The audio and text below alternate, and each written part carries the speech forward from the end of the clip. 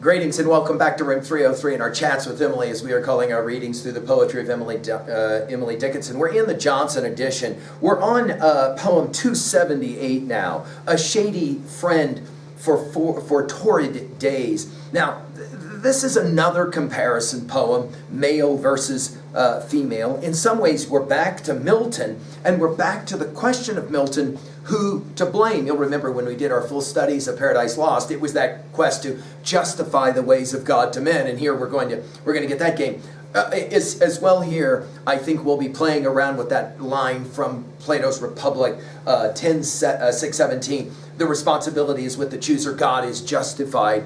I think as well we'll be playing around with, do you guys remember when we did our study of Homer's Odyssey? And remember that I said there was that whole motif of weaving and the thread? I think all of those classic texts are somehow going to find their way here into this text. Now, our assumptions is that you've been following our stuff at learnstrong.net, down that left-hand side, Chats with Emily, our playlist.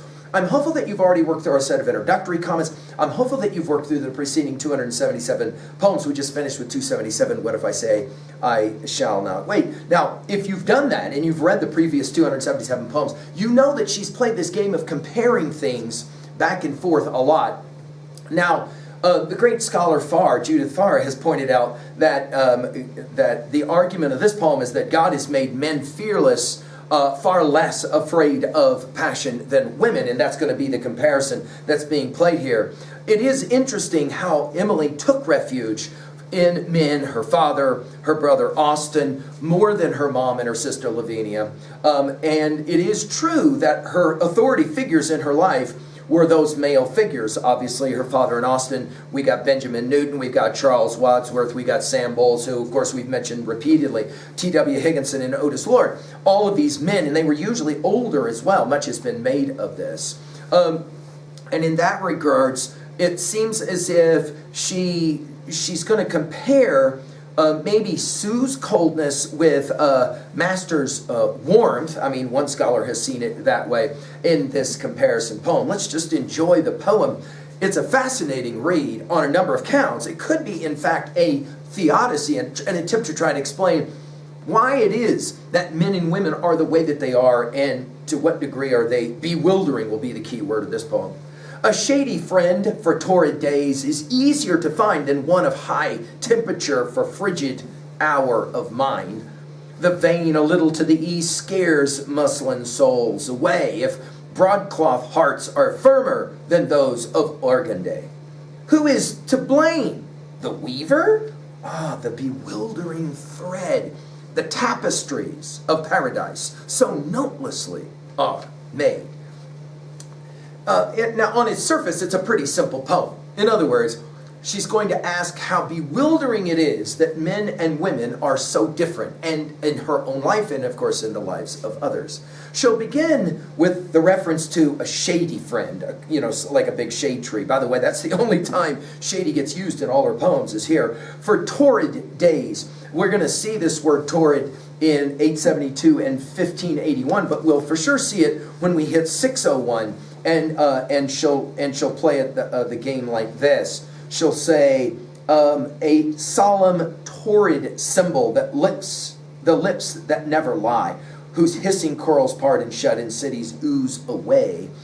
She says, a shady friend for torrid days is easier to find than one of high temperature for frigid hour of mind. Her use of the word frigid only happens in one other poem. It's in 1318, and this is the way that she'll say it. I find this an interesting use of this word. Frigid and sweet her parting face, frigid and fleet my feet, alien and vain whatever clime, acrid whatever fate, given to me without the suit, riches and name and realm. Who was she to withhold from me penury and home? It's interesting that she uses the word suit, because we're about to get to this whole thing of dress here in a little bit, and cloth and weaving itself. She'll say it this way: it seems as if it's easier to find a man who will take care of me and give me comfort in my time of distress than a woman. The vein a little to the east has been understood to be sexual desire by most readers of this poem. Scares muslin souls away. Of course, that plain cotton weave. If broadcloth hearts, think about the fabric of men's clothing. It often is dense wool broadcloth or dense cotton, maybe even polyester today. So we've got male cloth is broadcloth and female cloth is muslin. And then she'll say, if broadcloth hearts are firmer than those of organdy, again, another kind of cloth. And when we get to poem 401, it will be dimiti. That will be the other kind of cloth of women. Now, in some ways, of course, this is taking us back to the dress that she references in poem 271. You can go back and look at that.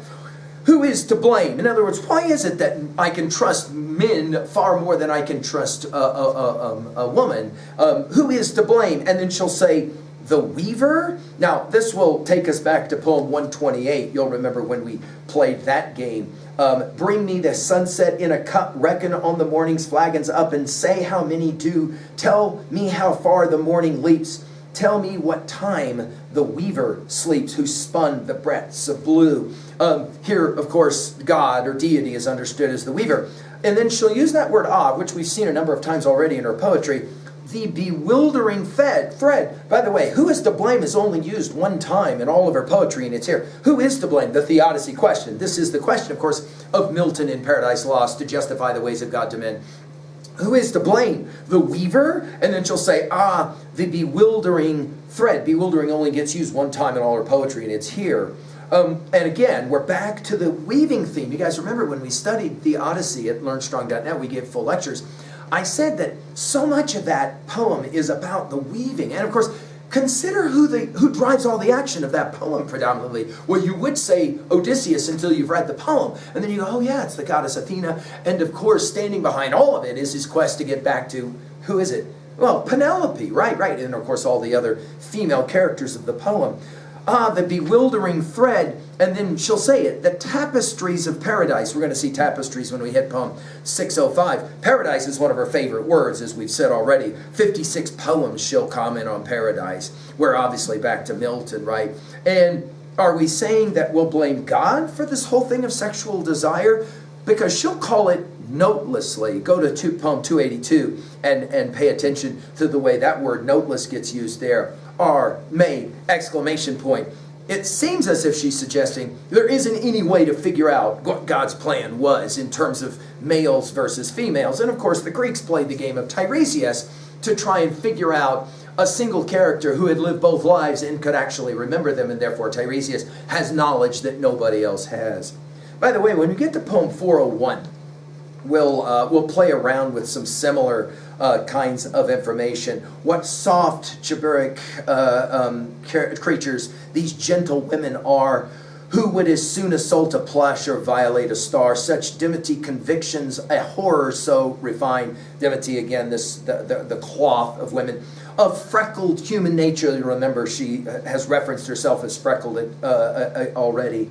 Of deity ashamed, it's such a common glory, a fisherman's degree. Redemption, brittle lady, notice it's brittle and not frigid, be so ashamed of thee. There is an argument that Emily struggled with this male-female dichotomy. Emily maybe sometimes identifying more with certain kind of masculine traits as we would sometimes reference them than feminine traits. I think that Judith Farr is making a powerful argument when she says that in this poem, Emily is suggesting that human sexuality is bewildering both in others as well as in herself. At 2b, hey, did you notice all the F words of this poem? Friend, final, frigid, firmer. Did you see all that? And then only use words, the cloth words as we might say them, right? As well, muslin, broadcloth, organdy. And that takes us again back to the dress of 271. I think that this is an attempt at a humorous attempt at the theodicy question that, of course, is resurrected in Plato's Republic 10:617. The responsibility is with the chooser, God is justified. Finally, at 3b, how do you explain the dichotomies that are often exist between male and female differences? And who do you blame for all of that? Do you blame deity, or do you blame society, or somebody in between? Thank you.